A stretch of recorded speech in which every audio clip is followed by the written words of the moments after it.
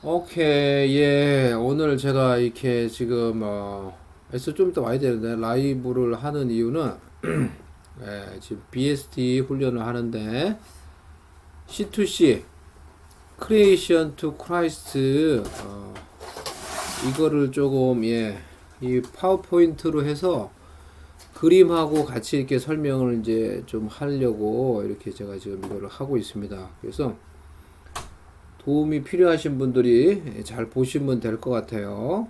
그래서 그림하고 그러니까 내용이 어떻게 만든지 그걸 이제 보시면 됩니다. 안녕하세요. 제 삶을 변화시켜준 놀라운 이야기를 같이 나누기를 원합니다. 이 세상이 시작되기 전부터 지극히 높으신 하나님이 스스로 계셨어요. 이때 이제 하나님을 그리면 됩니다. 하나님은 이 세상에 그 어떤 것보다도 가장 위대하시고 능력이 많으신 분입니다. 또한 하나님은 이 세상의 모든 것을 만드셨습니다. 그리고 이제 창조부터 심판까지 가는 겁니다. 근데 창조, 하나님은 하늘에서 자신을 섬기고 예배하도록 아름다운 천사들을 만드셨어요. 이럴 때 천사를 먼저 그리면 되네요. 아시겠죠? 이 아름다운 천사들을 만드셨어요. 할 때 천사 이렇게 그리면 됩니다. 하늘과 이 하늘이에요. 하늘과 땅, 바다와 바다, 그리고 바다의 모든 물고기, 생물, 해와 달과 별, 공중의 새들도 짜자잔, 땅 위의 모든 식물들도, 그리고 동물들도 만드셨어요. 그리고 마지막으로 하나님의 모습대로 남자와 여자를 창조하셨습니다. 아름다운 동산을 만드시고 그것을 그들에게 주시며 거기서 살며 그 모든 것을 누리고 관리하도록 하셨습니다. 명령이에요, 이제. 그리고 하나님은 그들에게 동산 안에 있는 모든 나무의 열매는 마음대로 먹어도 되지만 동산 중앙에 있는 나무의 열매는 먹지 말라고 명령하셨어요. 이때 이거 그리는 겁니다. 만약 먹으면 반드시 죽을 것이다 라고 말씀하셨어요. 그 사람들은 하나님의 명령을 잘 지키고 하나님과 좋은 관계 속에서 행복하게 살았습니다. 범죄. 하나님이 만드신 천사들을 기억하시죠? 그 천사들 중에 가장 아름답고 똑똑한 천사가 교만해져서 하나님처럼 되기를 원했어요. 그래서 다른 천사들에게 하나님 대신 자신을 섬기고 예배하도록 만들었습니다. 하나님께서 그 교만한 천사와 그를 따르는 천사들을 쫓아내셨어요. 이게 쫓아내셨어요. 라고 했을 때 이렇게 하면 됩니다. 이 쫓겨난 그 교만한 천사가 사탄이 되는 것이고 그를 따르는 천사가 귀신들이 되었습니다.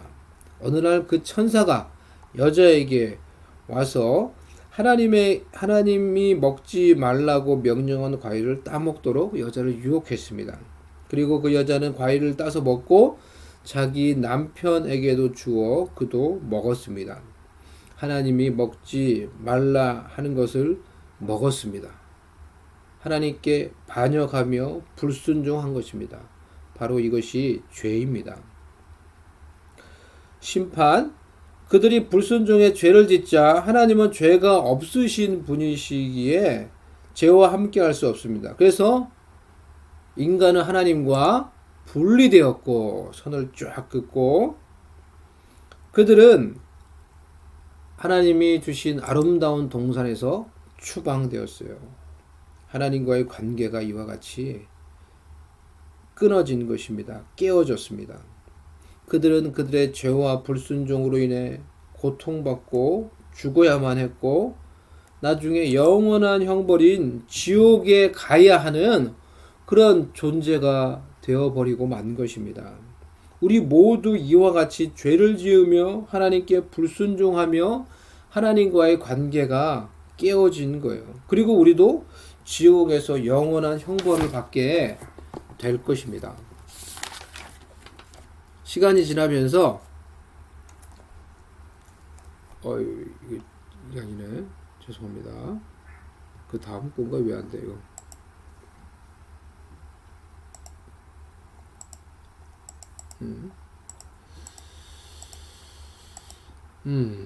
쭉 넘어가서 몇 가지 좀 다 했죠. 다시 한번 보시고 추방되었습니다. 지옥에 가야만 존재입니다. 시간이 지나면서 세상에 사람들이 많아졌습니다. 이때 사람들을 그리는 거예요. 하나님은 이 사람들을 여전히 사랑하셨고 그들과의 관계가 회복되기를 원하셨습니다. 화목을 원하시는 하나님 10계명. 그러나 사람들이 죄를 멀리해야만 죄가 없으신 하나님과의 관계가 회복되는 것이죠. 그래서 하나님은 죄를 멀리할 수 있는 10가지 명령을 주셨어요. 그런데 한 사람도 그 명령을 완전하게 지킬 수 있는 사람이 없었습니다. 희생제물. 하나님은 죄가 없고 공평하신 분이기 때문에 사람들의 죄를 반드시 심판하셔야만 했습니다. 그러나 사람들을 또한 사랑하시는 하나님께서 사람들이 죄를 용서받을 수 있는 길을 알려주셨습니다. 그것은 죄를 지을 때마다 깨끗한 동물을 가지고 하나님께 나와서 자신들의 죄를 회개하고 그 희생 제물을 대신 죽여 피를 흘리면 하나님께서 그 피를 보시고 사람들의 죄를 용서해 주시는 것입니다. 하나님은 회개와 피 흘림이 없이는 죄사함이 없다고 말씀하셨는데 이것이 바로 하나님이 알려주신 죄사함 받을 수 있는 길입니다. 그러나 시간이 지날수록 사람들은 진심으로 죄를 회개하지 않고 그저 형식적으로 희생제물을 죽이고 피를 흘리게 했습니다. 하나님께서는 더 이상 그런 동물의 피를 기뻐하지 않으셨습니다. 계명을 지키는 것으로도 희생제물을 드리는 것으로도 사람들은 하나님과의 이 관계를 회복할 수가 없었어요. 그럼에도 하나님은 여전히 사람들을 사랑하시고 사람들이 스스로 죄의 문제를 해결할 수 없음을 안타까워 하셨습니다. 그래서 오래전부터 계획하셨던 완전한 회복의 방법이신 예수님을 이 땅에 보내주셨습니다. 화목을 위한 완전한 방법. 이 예수님은 이럴 때 오른쪽에 예수님을 설명하는 걸 그리면 됩니다. 이 예수님은 하나님의 외아들이시고 지혜로운 선생님이시며 이제 빛이 나는 지혜로운 선생님이시며 죄가 없으신 완전한 분입니다. 예수님은 기적을 행하시는 능력이 많은 분입니다. 이럴 때 이걸 두 번째를 그리면 됩니다. 어느 날 제자들과 배를 타고 있을 때 거친 풍랑을 만났는데 예수님은 말씀으로 거친 풍랑을 꾸짖고 잠잠하게 하셨습니다. 예수님은 자연을 다스리는 능력이 있습니다. 또한 많은 귀신 들려 고통받는 사람에게서 귀신들을 쫓아내 주셨습니다. 예수님의 능력은 그 어떤 귀신들보다 위대하십니다. 어느 날은 떡 5개와 물고기 2마리로 5,000명 이상의 사람을 먹이셨어요. 예수님은 우리의 필요를 아시고 우리의 필요를 채우시는 능력을 가지고 계십니다. 또한 예수님은 죽은 지 4일이나 되는 사람을 다시 살리셨습니다. 예수님의 능력은 죽음을 이기는 것입니다. 예수님이 이처럼 많은 기적들을 행하심으로 스스로 하나님의 아들이심을 증명해 보이셨습니다. 예수님은 또한 선한 목자이십니다. 결코 우리를 혼자 두지 않으시고 옳은 길로 인도해 주시고 악한 것으로부터 보호해 주십니다. 또한 예수님은 완전한 하나님의 희생 제물이 되십니다. 많은 사람들이 예수님이 세상에 있을 때 예수님을 믿고 따랐습니다.